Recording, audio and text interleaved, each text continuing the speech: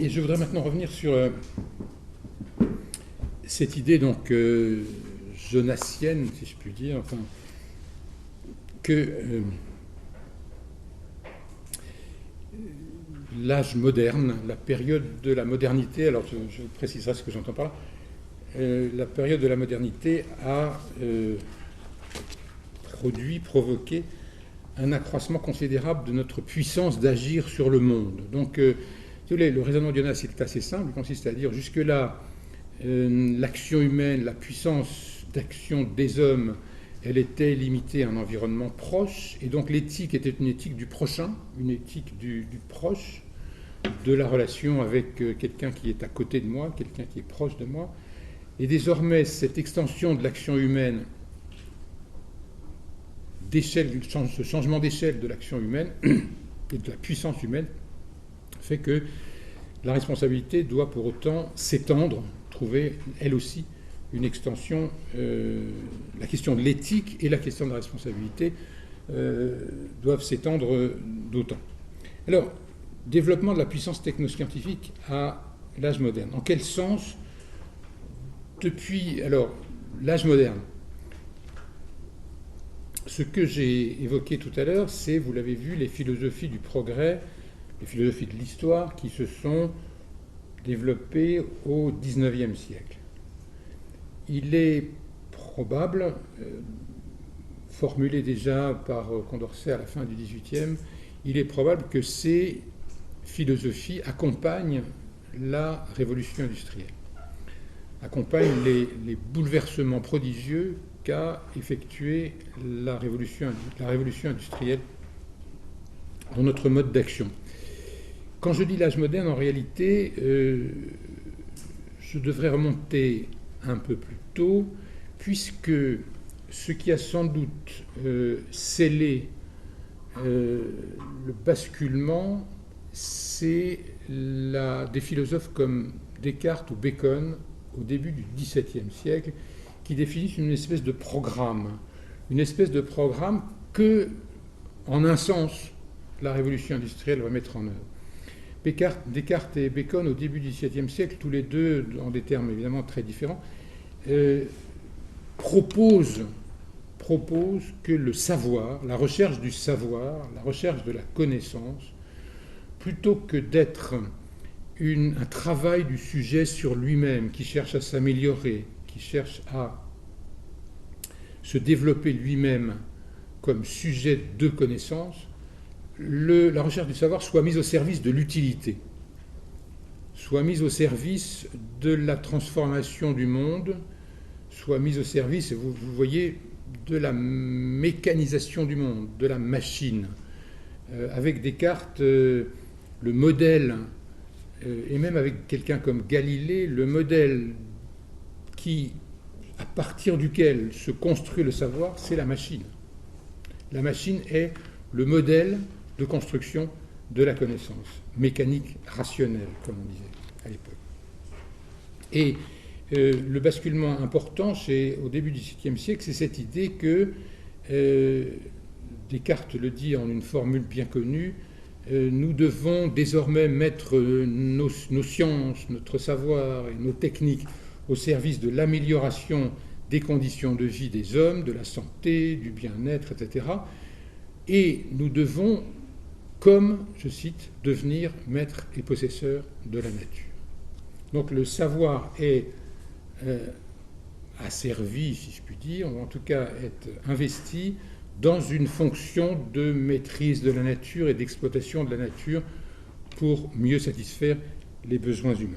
Alors, en quel sens cette période, et en particulier la révolution industrielle, donc je pense que le coup d'accélérateur formidable a été donné dans la mise en œuvre de ce programme, entre guillemets, élaboré par Descartes et Bacon, avec le coup d'accélérateur énorme a été donné par la révolution industrielle au début du XIXe siècle, et plus exactement l'invention du moteur, c'est-à-dire la domestication de l'énergie. Alors, en quel sens ce processus a-t-il étendu nos capacités d'agir ? Premièrement, première approche, si vous voulez, il y a eu changement d'échelle. Changement d'échelle dans l'espace et changement d'échelle dans le temps. Changement d'échelle dans l'espace, au sens où, vous le voyez avec le cas du réchauffement climatique, qui est le cas le plus évident, ce sur quoi nous apparaissons comme des acteurs, c'est le phénomène le plus global qui soit, c'est-à-dire le climat. Le phénomène qui jusque-là était l'incarnation, était le symbole de la toute-puissance de la nature contre nous. Les tempêtes, les sécheresses, les inondations, etc. Ces mécanismes climatiques, nous en sommes devenus des acteurs. C'est-à-dire la machine climatique, qui est l'emblème de la toute-puissance de la nature face à laquelle l'homme n'est rien, face à laquelle l'homme soit devient un héros lorsqu'il affronte la mer déchaînée, soit court aux abris la plupart du temps, eh bien, nous en sommes devenus des acteurs. Donc il y a la globalité des mécanismes qui sont les mécanismes les plus globaux de régulation de la planète, nous sommes pris dans leur transformation, nous sommes des acteurs de leur changement. C'est ce que certains scientifiques très récemment ont voulu dire en proposant que nous appelions anthropocène, vous avez peut-être entendu parler de ce mot-là, un prix Nobel de chimie, peu importe, a proposé, je crois que ça va être discuté prochainement dans un congrès de géologues, de dire, voilà, on a changé d'ère géologique. Il y a eu le Pléistocène, nous sommes entrés dans l'anthropocène. L'anthropocène, c'est une ère géologique dans laquelle c'est l'espèce humaine qui est devenue le principal acteur de la transformation de la pellicule superficielle qui entoure la planète.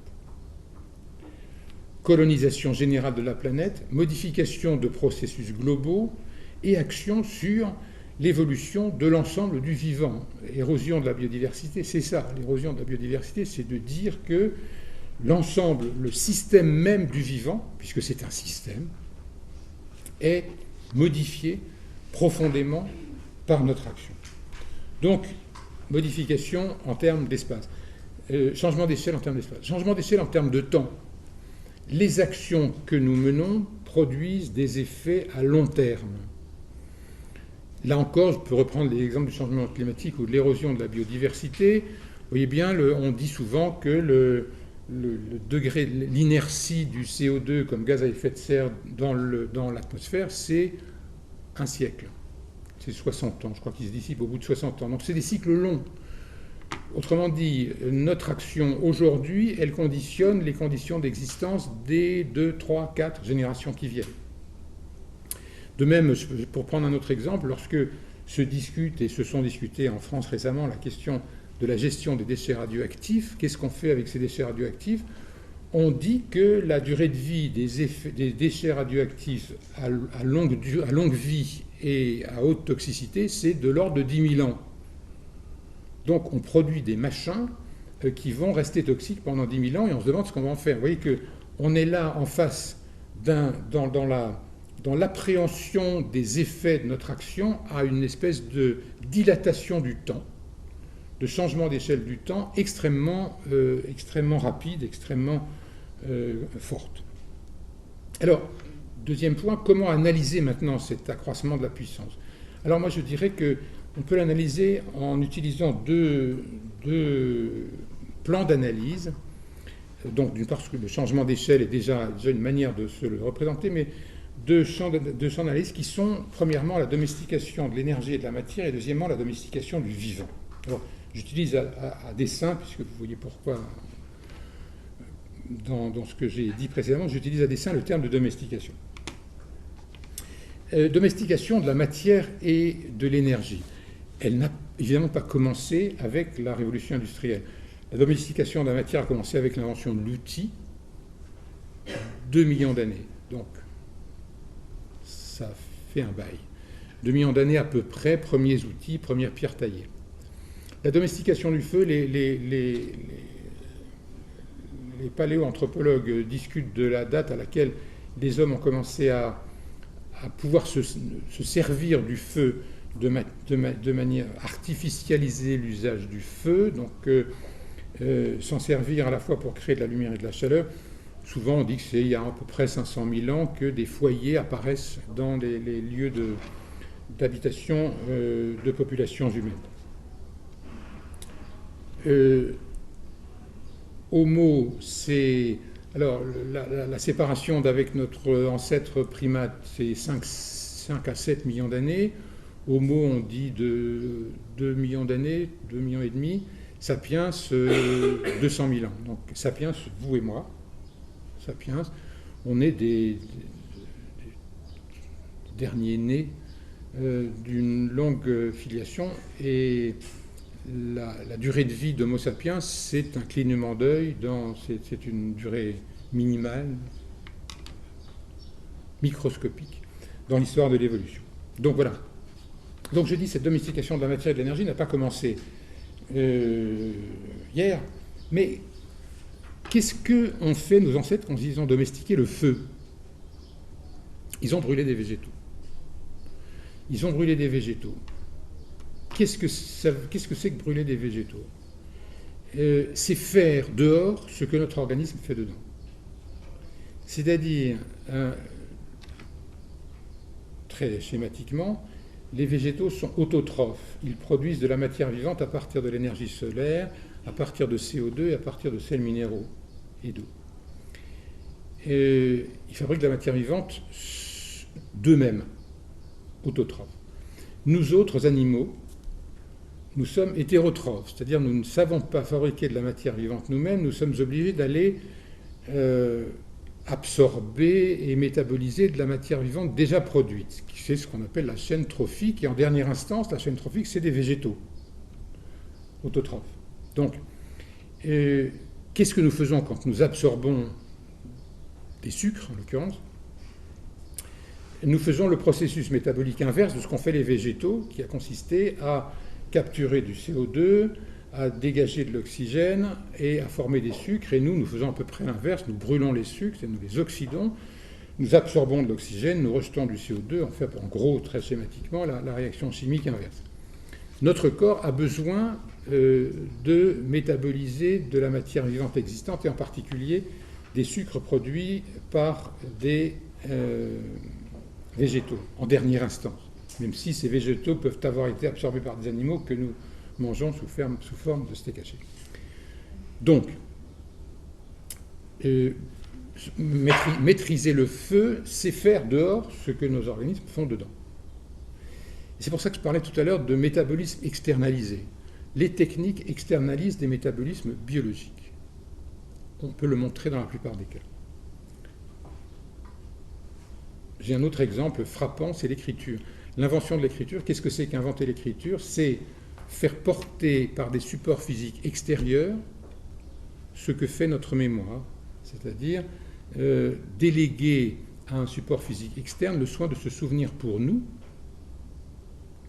Et c'est aussi, en écrivant sur des supports physiques, quels qu'ils soient, c'est aussi utiliser un support physique pour la transmission du langage, c'est-à-dire déléguer à un support physique le soin de parler pour nous.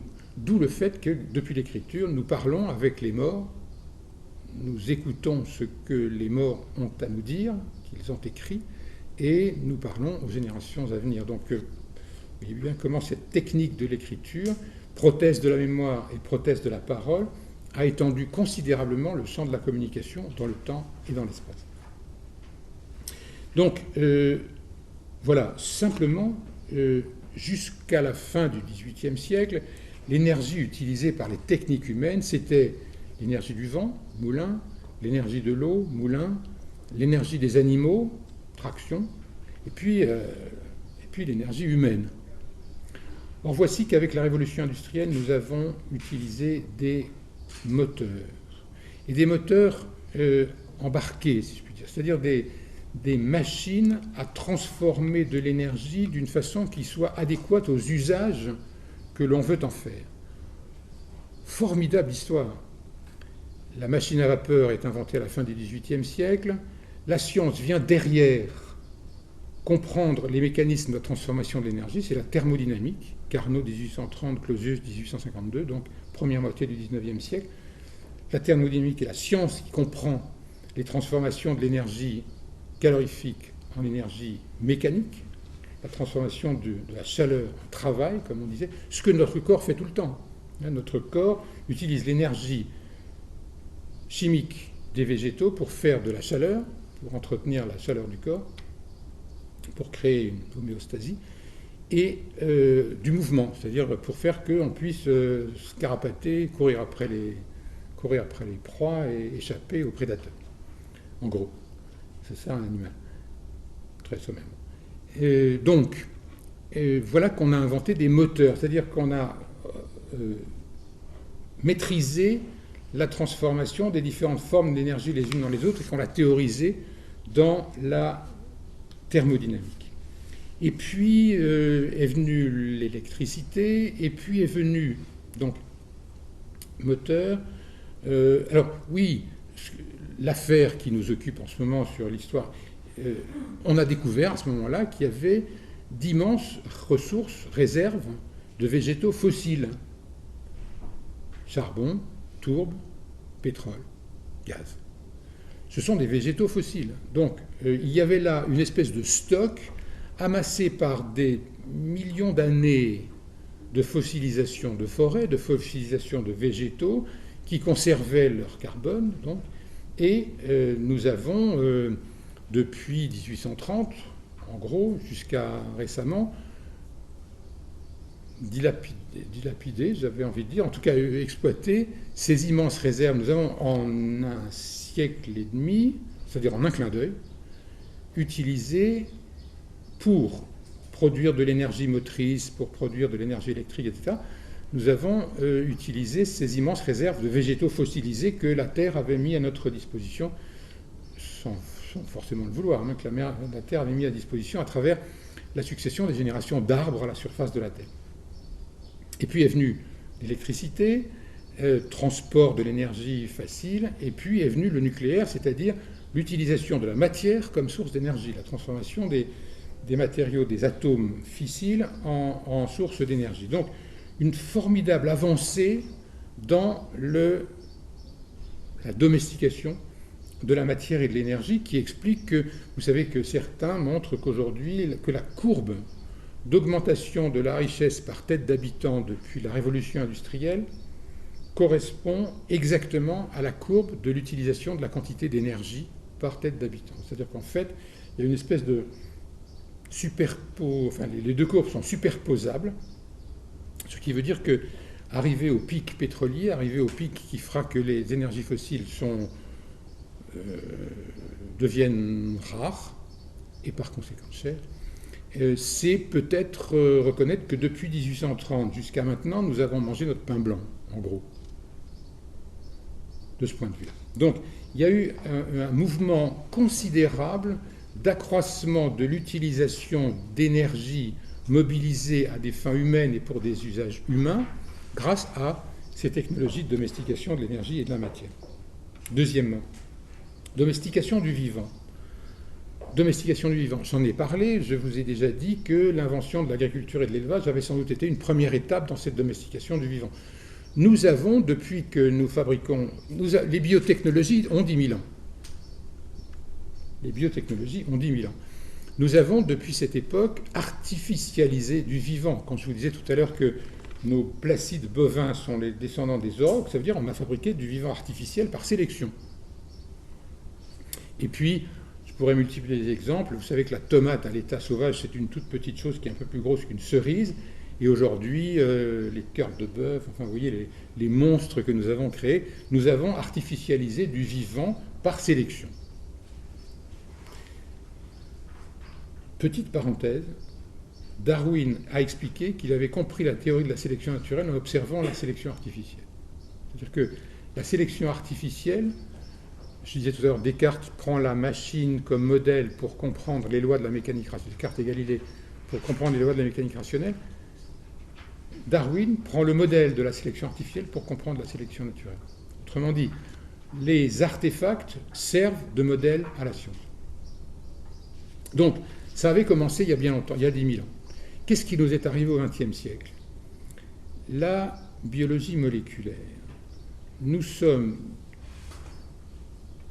La science est peut-être là venue avant les techniques. Il y a des cas où la science vient après, il y a des cas où la science vient avant. La science, dans ce cas-là, est venue après. Nous avons appris à artificialiser non plus la sélection, mais la mutation. C'est-à-dire que les deux gros mécanismes qui expliquent l'évolution du vivant, mutation, sélection, adaptation, mutation, sélection, mutation, c'est-à-dire le vivant se diversifie par mutation et l'adaptation sélectionne des espèces qui sont les plus adaptées. Ces deux mécanismes, nous les avons artificialisés en 2 temps, en inventant l'agriculture et l'élevage il y a 10 000 ans et en inventant la biologie moléculaire dans les années 50-60.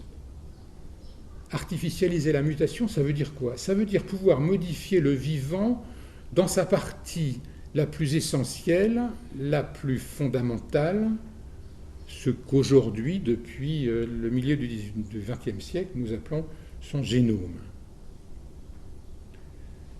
Donc, nous avons, il y a 60 ans, compris comment se produit le développement d'un être vivant à partir d'un patrimoine informationnel contenu dans un génome, et nous avons appris, assez vite après, les biotechnologies sont venues assez vite dans la foulée, à modifier ce génome pour pouvoir fabriquer, ou du moins faire fabriquer du vivant qui soit conforme à nos besoins. OGM, organismes génétiquement modifiés. Vous voyez qu'il y a, c'est la suite du processus d'artificialisation du vivant, mais avec une accélération considérable et une augmentation de la puissance. Sélectionner des animaux, ça prend des temps immémoriaux, des générations et des générations, pour arriver à choisir les variétés. Les agriculteurs continuent à le faire. Et d'ailleurs, remarquez au passage que beaucoup des techniques de modification génétique sont venues de l'agronomie. C'est-à-dire que l'agronomie, qui avait utilisé essentiellement la sélection, aussi bien dans le monde végétal, OGM, que dans le monde animal, clonage, l'agronomie, la recherche des variétés végétales et animales améliorées, l'amélioration des espèces animales et végétales a été le lieu d'émergence des biotechnologies. Donc c'est effectivement, la biologie moléculaire technicisée est l'héritière de la révolution néolithique à la deuxième moitié du XXe siècle. Donc, mais en même temps, ça nous met en face de moyens de modifier le vivant beaucoup plus efficaces, beaucoup plus rapides, beaucoup plus puissants que tout ce dont nous disposions avec nos bons vieux outils d'agronomes traditionnels. Et nous avons découvert, je vais revenir dans un instant, je faisais allusion tout à l'heure, nous avons découvert que ces processus-là, s'ils valent pour les végétaux, s'ils valent pour les animaux, valent aussi pour l'homme. Autrement dit, nous ne faisons pas exception. La modification génétique, l'analyse génétique, le test génétique, etc. Autrement dit, l'artificialisation de la procréation humaine est l'effet de ces biotechnologies, où les médecins et les vétérinaires se rencontrent.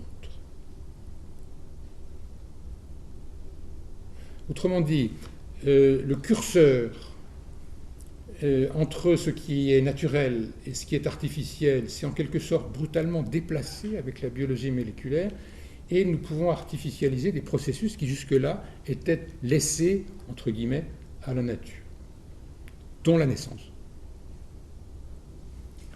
Le mot nature en grec voulant dire d'abord naissance. Nous sommes capables d'artificialiser la naissance parce que nous l'avons fait pour des végétaux et des animaux et qu'il n'y a pas de raison que nous ne puissions pas le faire aussi pour des hommes puisque les mécanismes sont rigoureusement les mêmes. Voilà en gros comment, mais alors à très gros traits, comment on peut dessiner cet accroissement de la puissance humaine sous l'effet de la science et de la technique moderne. Maintenant, quelques réflexions pour conclure cette deuxième partie sur puissance et responsabilité. Cette crise, donc je conclus ma deuxième partie, crise du progrès, modernité, puissance et responsabilité. Que nous apprend cette crise du progrès et donc ce doute sur le fait que l'accroissement de puissance que je viens d'analyser à gros traits, d'esquisser, peut produire aussi bien des effets formidablement favorables guérison, de thérapie, etc., que des effets catastrophiques. Autrement dit, cette crise qui, pour moi, se résume dans l'idée que le développement des sciences et des techniques peut tourner au pire comme au meilleur. C'est un peu ça l'idée qui, me semble-t-il, se dégage de ce que j'ai appelé tout à l'heure la crise du progrès. Qu'est-ce que ça... Qu'en conclure? Premièrement, il y a peut-être, il y a sans doute une imperfection essentielle de l'objet technique. Une imperfection essentielle de l'objet technique. Autrement dit, nous sommes en train de découvrir que ce que nous produisons, nous ne le maîtrisons pas pour autant. Ce que nous produisons et ce dont nous avons l'impression d'être les auteurs, nous ne le maîtrisons pas pour autant. Alors, je ne vais pas faire de longs dégagements sur Fukushima, mais vous voyez bien que dans le cas d'un accident nucléaire, c'est l'exemple type à grande échelle et sous les espèces de la catastrophe d'un événement où, atteint par une catastrophe naturelle, un objet technique se met à échapper au contrôle de ceux qui l'avaient produit et qui étaient supposés le maintenir et l'exploiter pour se retourner contre nous.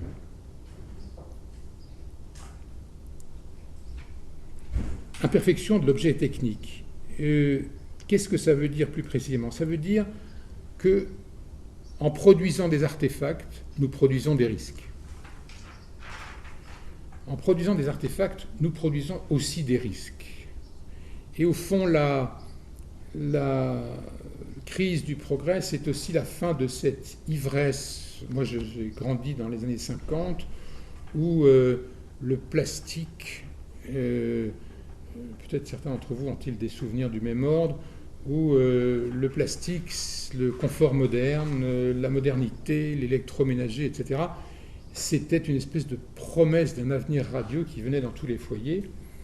Et je pense au plastique parce que c'est là encore l'éternite, dont on a découvert qu'il comportait de l'amiante toxique, les plastiques dont on est en train de se dire il doit y avoir là-dedans des trucs qui n'ont pas fait que du bien, bref, etc.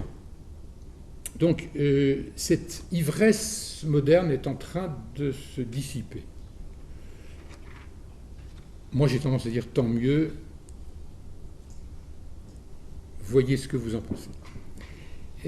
Donc, en produisant des artefacts, nous produisons des risques. C'est la thèse que développe un sociologue allemand important, qui est Ulrich Beck, B-E-C-K, qui a écrit un beau livre qui s'appelle La Société du risque, publié il y a maintenant 25 ans, je crois.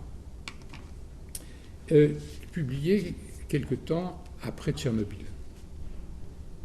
Nous avons une espèce d'obligation d'humilité à l'égard des choses que nous produisons. Et du coup, me semble-t-il, ingénieurs et scientifiques sont confrontés à une nouvelle responsabilité, une nouvelle forme de la responsabilité de la science, qui est, sommes-nous capables d'anticiper les risques à long terme de notre propre action? Je crois qu'avec l'exemple du GIEC dans le monde du climat, avec l'exemple d'un organisme international qui est en train de se mettre en place dans le monde de la biodiversité, avec des scénarios qui répondent à la question nourrir la planète en 2050, des communautés scientifiques sont en train de se consacrer à une recherche très particulière qui est la modélisation du futur. Ce faisant, je considère qu'ils assument la responsabilité du scientifique dans la cité aujourd'hui. Modéliser le futur, construire sur des bases robustes, non pas sur des fantasmes catastrophistes, mais sur des bases robustes, les scénarios du possible. Les rapports du GIEC disent voilà ce qui peut, en 2030, en 2050, se produire dans le scénario A, dans le scénario B, dans le scénario C, c'est-à-dire dans des scénarios où on dose de manière plus ou moins importante l'émission de gaz à effet de serre et leur concentration dans l'atmosphère. Donc, peut-être que cette posture de lanceur d'alerte, cette posture de construction de modèles ou d'utilisation des modèles à des fins de construction de scénarios est-elle la manière dont aujourd'hui certaines communautés scientifiques commencent à exercer leurs responsabilités dans la gestion et l'anticipation des risques issus de nos propres développements technologiques. Donc, je pense que c'est extrêmement important, et je parle de responsabilité parce que je pense que c'est une posture éthique de la science, en l'occurrence. Oui. Excusez-moi, vous pensez, est-ce que c'est pas plutôt un problème finalement social de connaissance des risques et finalement d'assumer un risque mineur face à un progrès qu'on considère comme majeur, d'un risque potentiellement connu, donc un choix de société, par exemple pour ces centrales nucléaires dont on savait, mais statistiquement c'est un risque considéré tellement mineur qu'on se dit que pour ce gain de productivité on prend ce risque d'un point de vue social, encore une fois pas d'un point de vue chercheur, et donc des mentalités de société qu'il faut changer pour finalement des risques qui ont toujours été plus ou moins connus et perçus avec le temps par les gens qui sont à l'origine. Vous voyez ce que je veux dire? Oui, oui, je vois ce que vous voulez dire. Alors, premièrement, ce que j'évoque là dans les scientifiques du climat, simplement une petite remarque préalable, il présente, vous savez que le GIEC a été constitué à la fin des années 80, en 88, sur une demande des Nations Unies et de l'Organisation mondiale de la météorologie, du PNUE et de l'OMS, de l'OMM, en réponse à une question du politique. Et les rapports du GIEC disent on ne vous dira rien de ce qu'il faut faire. On vous dira simplement différents scénarios sur ce qui peut se passer si on fait ceci ou cela. Autrement dit, c'est une posture des scientifiques qui dissocie très clairement le rôle de l'expert dans la scénarisation, ce que j'appelle la scénarisation du possible, et le rôle du politique et de la société qui ensuite a à dire, à peser des avantages et des inconvénients, des bénéfices et des risques en fonction des scénarios. Donc, on a là, alors c'est très compliqué parce que l'interface entre le scientifique et le politique est beaucoup plus floue que ça, mais le principe c'est cette idée-là, c'est-à-dire voilà, aujourd'hui il y a des recherches qui peuvent être menées pour arrêter de parler de ce qu'on ne sait pas ou pour arrêter de fantasmer sur ce qui pourrait arriver, pour construire des scénarios. Et ensuite, la décision, elle revient aux sociétés et à leurs représentants politiques. Donc, il y a une espèce de ligne de partage qui, je crois, est très très importante, qui est de dire, voilà ce qu'on peut vous dire en mettant en marche nos modèles sur ce qui pourrait se produire, et après, vous en faites ce que vous décidez d'en faire. Donc, la décision politique, elle vient toujours après, où elle vient toujours, la décision sur le bénéfice et le risque, elle vient effectivement du monde sociopolitique. Hein. Là-dessus, je ne dis pas que c'est la science qui dicte des choix. La science montre des scénarios. Alors, je n'ai pas complètement répondu à votre question, parce que dans votre question, mais là, on est parti pour... vous évoquez la question du principe de précaution.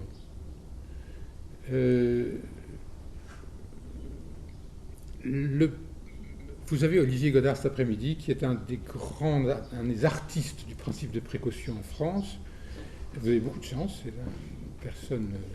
Et donc, sur cette question des bénéfices et des risques et du principe de précaution, si vous voulez, en gros, il vous en dira beaucoup mieux que moi, il y a des risques dont la probabilité est connue.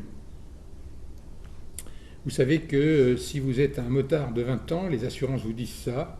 Si vous êtes un motard de 20 ans, le risque que vous viandiez, pardon du terme, mais que vous ayez un accident de moto, il est de temps. C'est connu, c'est statistique, on sait le risque. Et donc, lorsque un jeune homme de 20 ans ou votre fille de 20 ans monte en moto, vous savez statistiquement la probabilité de l'accident. Dans ce cas-là, on peut discuter en disant, on prend le risque. Et on prend constamment des risques. Le principe de précaution, il intervient lorsque le risque n'est pas connu. Il intervient lorsque le risque n'est pas connu, lorsque la technologie est trop neuve pour qu'on ait le recul suffisant pour avoir des données sur la probabilité des risques. Autrement dit, c'est un principe qui intervient non pas en phase de prévention, mais en phase de précaution. Non pas en phase de connaissance des risques, mais en phase d'incertitude sur les risques. Et là, voilà, moi je dis, la question du nucléaire et de Fukushima, voilà, la réalité c'est qu'il faudrait, et peut-être que ça va se faire, que des scénarios sur les besoins en énergie, les capacités de production d'énergie, les capacités de réduction de la consommation d'énergie, l'ensemble de ces données-là soient scénarisés par des scientifiques qui fassent des modèles, qui nous disent, voilà, si vous voulez sortir du nucléaire, il faut, enfin, le scénario où l'on sort du nucléaire dans 30 ans, il comporte une réduction de la consommation d'énergie de temps, il comporte l'utilisation d'autres types d'énergie à tel rythme de développement, etc. Vous comprenez, c'est à partir du moment où on a commencé à construire, la question, c'est pas... on ne peut pas isoler...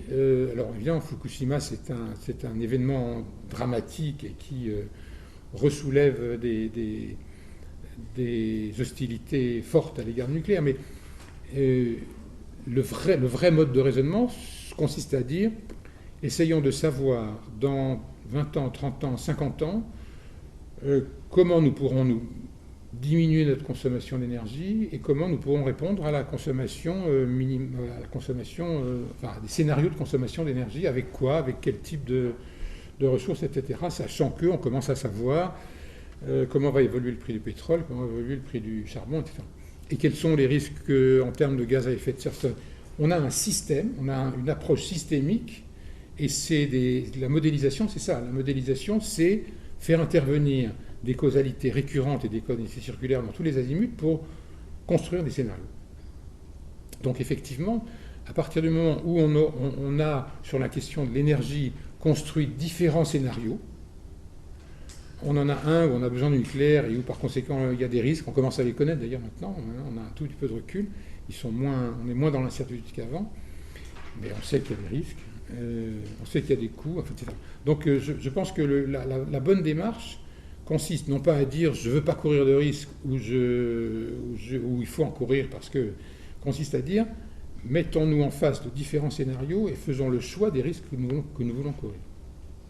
N'y a-t-il pas là une confrontation entre des décisions collectives et des acceptations individuelles? Je pense par exemple à l'exemple du nucléaire, quand tout le monde a envie d'en connaître les risques, de maîtriser les choses, etc.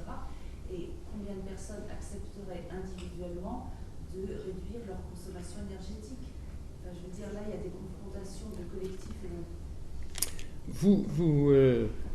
vous parlez de la notion de responsabilité, c'est-à-dire à partir du moment où on estime qu'un politique prend la responsabilité du collectif, à partir du moment où on estime qu'on est en démocratie et qu'un citoyen participe du politique, on fait l'hypothèse, et il faudrait y arriver, je ne suis pas sûr qu'on y arrive du premier coup, que les citoyens sont responsables. Mais je pense que, si vous voulez, construire des scénarios, présenter ces scénarios à un collectif social de citoyens en disant, voilà, on met en face de vous les tenants et les aboutissants de plusieurs scénarios possibles, leurs coûts, leurs contraintes, leurs risques, etc., l'ensemble des données. C'est une manière de fabriquer de la responsabilité.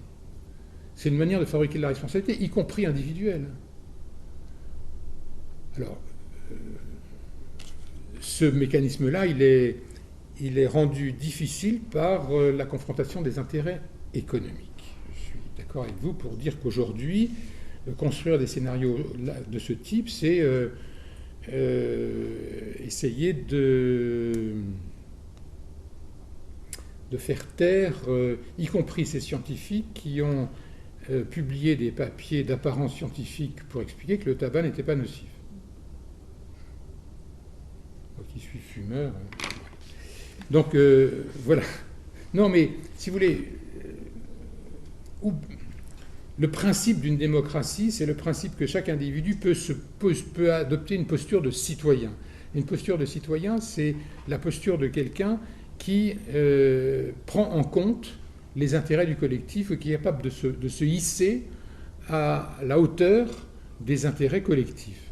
Et c'est ça la responsabilité. Je veux dire, aujourd'hui, on est dans une situation où nous sommes tenus. Alors, ça passe par l'empathie, ça passe par la prise en compte de la vulnérabilité des autres. Tout ça, c'est ce qui est en jeu dans la responsabilité. C'est exactement ça. C'est est-ce que je suis capable, dans ma manière d'agir, dans ma manière de raisonner, de prendre en compte la vulnérabilité des autres, et ceci à une échelle de plus en plus large, pas seulement de mon petit, pas seulement de ma grand-mère, mais aussi de l'humanité tout entière, et peut-être plus. C'est difficile, mais je pense que c'est la construction de la responsabilité collective, c'est ça. Donc, je disais, imperfection de l'objet technique, nous fabriquons des risques comme nous fabriquons des artefacts. Deuxièmement, quand je disais, deuxième portée que nous pouvons dégager de cette crise du progrès, réfléchissez à cet aspect des choses. Dire que le développement des techniques et même de la connaissance peut conduire à une détérioration des conditions d'existence humaine, c'est dire d'une part que la nature est vulnérable, mais c'est dire aussi que d'une certaine façon, et d'une façon qu'il faut maintenant penser, nous appartenons au monde. Nous appartenons au monde. Je m'explique. Les philosophies de la modernité, les philosophies classiques, les philosophies du XVIIe, la plupart, pas toutes d'ailleurs, il y a des exceptions formidables, mais beaucoup des philosophies dominantes, disons à l'époque classique, aux Lumières et au XIXe siècle, sont des philosophies qui postulent une certaine exceptionnalité humaine, une certaine extériorité de l'homme par rapport à la nature. Et de cette extériorité témoigne le savoir, la pensée. La capacité de penser ferait de nous une espèce capable de s'arracher à la nature, de s'en affranchir, de s'affranchir de sa propre nature comme être moral, et de s'affranchir de la nature comme objet à dominer et à exploiter. Vous voyez que ces philosophies sont arc-boutées sur le dualisme corps-esprit. Nous aurions, nous, espèce humaine, le monopole de l'esprit. Descartes dit que les animaux sont des machines. Nous aurions, nous, le monopole de l'esprit. Et ce caractère spécifique à l'homme lui donne pour vocation de s'arracher à la nature. Et cela vaut de l'éthique. Alors, je n'ai pas le temps de développer, mais on pourrait montrer que toutes les éthiques classiques sont des éthiques d'arrachement à la nature. Chez Kant, le libre arbitre, la morale suppose le libre arbitre, et le libre arbitre, c'est une capacité d'introduire une causalité qui n'est pas autre que la causalité naturelle. Une causalité qui n'est pas la causalité naturelle. La causalité naturelle, c'est nos penchants, notre nature, notre égoïsme. La causalité du libre arbitre, c'est une causalité autre, qui est non démontrable, non expérimentable, mais qu'on doit supposer pour qu'il puisse y avoir de la morale. Ça veut dire que le sujet moral chez Kant est un sujet qui est doté d'une capacité d'introduire une causalité non naturelle. Et cela vaut, le même schéma vaut du collectif humain, supposé dans les philosophies du progrès, avoir pour vocation de s'affranchir de la nature pour en devenir comme maître et possesseur, pour reprendre l'expression de Descartes. Et alors, vous voyez pourquoi la notion de responsabilité a été essentiellement pensée comme imputabilité de ces actes à un sujet supposé autonome. C'est parce que cette notion de responsabilité dans la philosophie classique, en particulier chez Kant, elle est très liée à cette position du sujet humain comme capable de s'affranchir de sa propre nature.